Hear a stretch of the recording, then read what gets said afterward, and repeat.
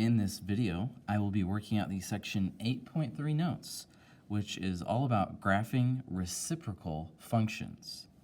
Now, reciprocal functions are as basic as the function 1 over x, which is the reciprocal of x. And the big thing to note is that reciprocal functions are going to have values where the variable is not defined. You know, if I look at 1 over x, I can't allow x to equal 0 because I can't take 1 and divide it by 0. So 0 would be a domain restriction on the variable.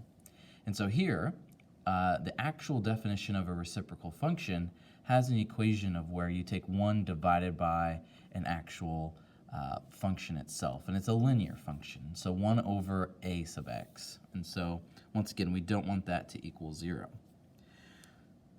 So the parent function, which I noted here at the top, f of x equals 1 over x, has this type of graph. It is technically called a hyperbola.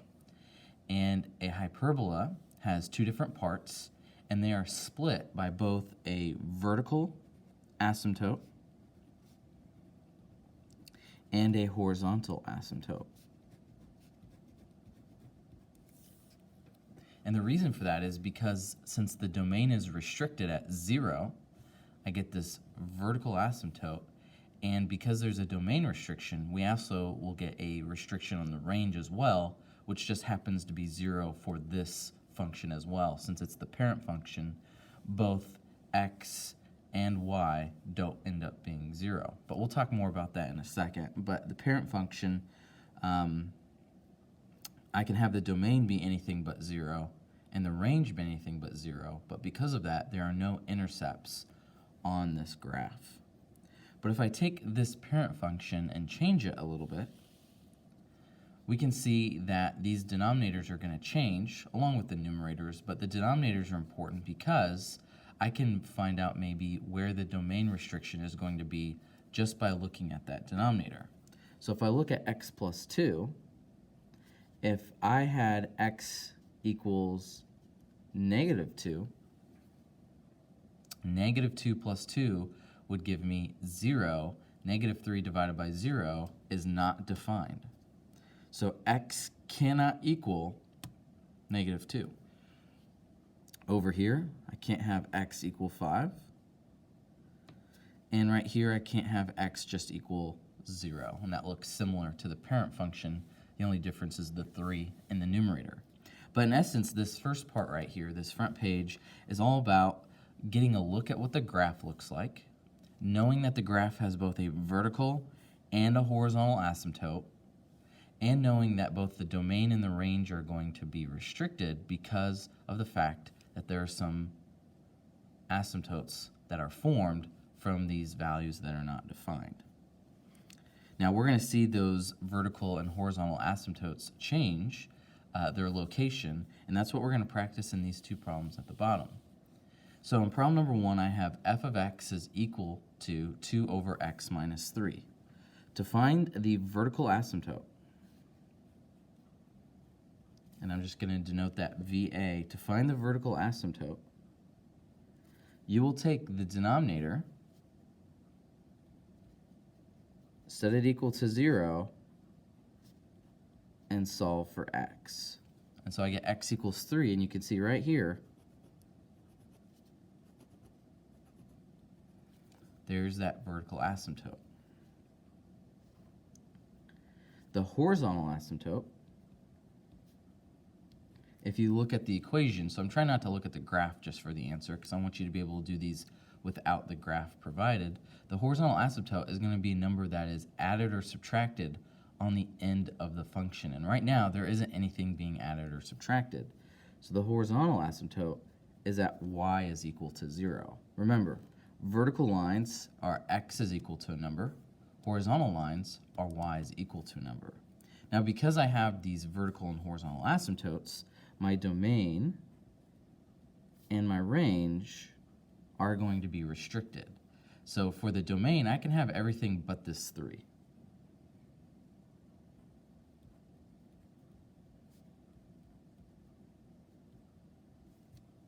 So x such that x can't be 3. The range, y such that y cannot equal 0. And so here in problem number 2, hopefully you can see that the vertical asymptote is going to be at x equals -2. The horizontal asymptote, this is a better example. This -1 on the end is your horizontal asymptote. And so that allows the domain to be found along with the range. X cannot equal -2, and the range y such that y cannot equal -1. And that's the front page of the notes.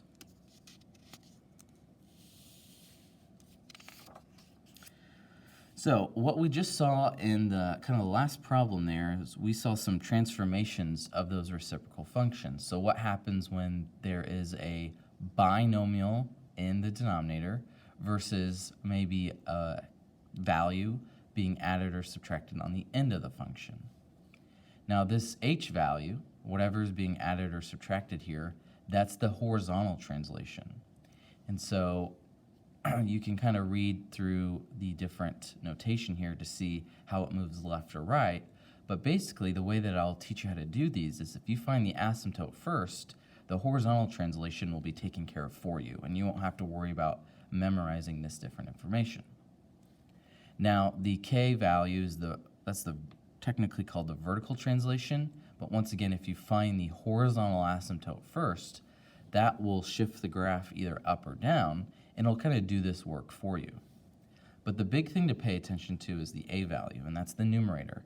The a value is going to tell you how maybe the graph can be reflected across the x-axis, and that's if a is negative, or if it has a value greater than 1, its absolute value greater than 1, then we stretch it vertically, or if the absolute value falls between 0 and 1, then we're going to compress this graph. And these are all things that you've learned about h and k and the a value before when you've been graphing either exponential functions, if you've been graphing parabolas.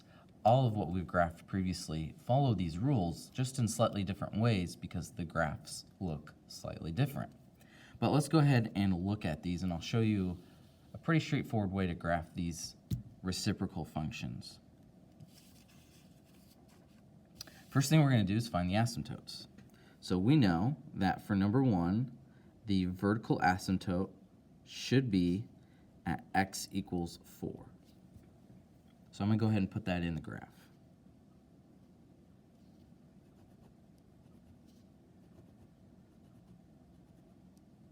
There it is. Horizontal asymptote is at y is equal to 2.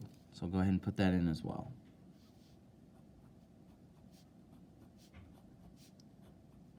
So usually with the parent function, the intersection of the two asymptotes falls on the origin of the graph.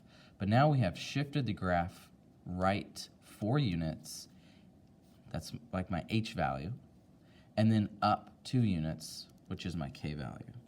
So then you can even write the domain and range at this point. But to find the graph, you're going to make it just a quick table.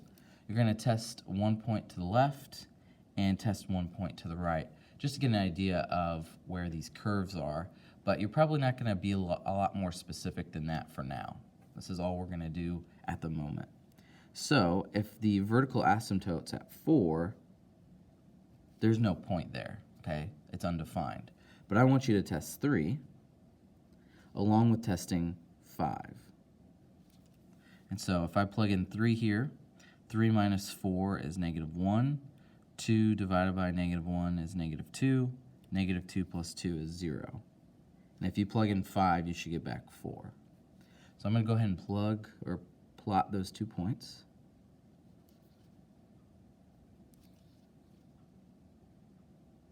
Now, to get the graph of the hyperbola, all you're going to do is use this point and just kind of hug the asymptotes on either side.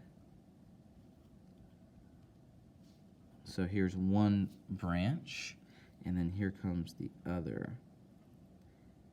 Now, just like when we graph the logarithms, you could technically find more points, and your graph would look a lot more precise based on those new points. But for right now, all we're doing is finding 1 point on one side of the graph and 1 point on the other. But technically, we should be finding more in the future. Number 2.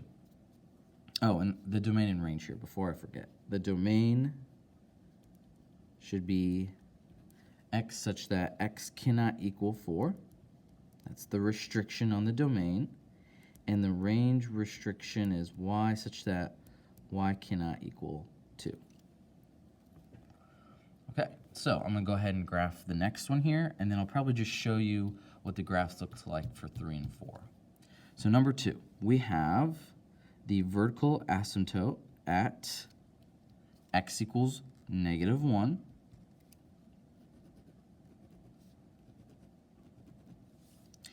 Horizontal asymptote at x or y equals -4.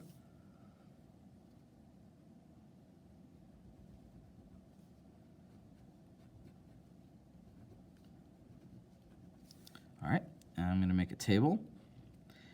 In the middle of the table, I'm going to put the vertical asymptote because I know that's undefined, and I'm going to test one value above and one value below.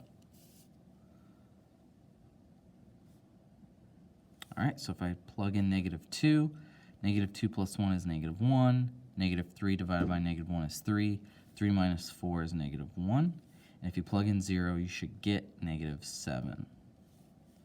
All right.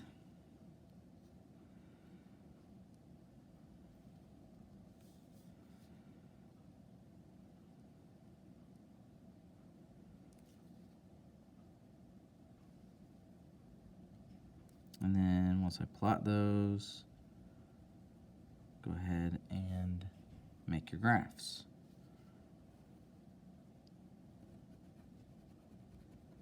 And once again, besides that 1 point, all you want to do is hug the asymptotes. You don't technically touch them, but that's all we're going to do for these problems. So the domain there would be x such that x cannot equal -1.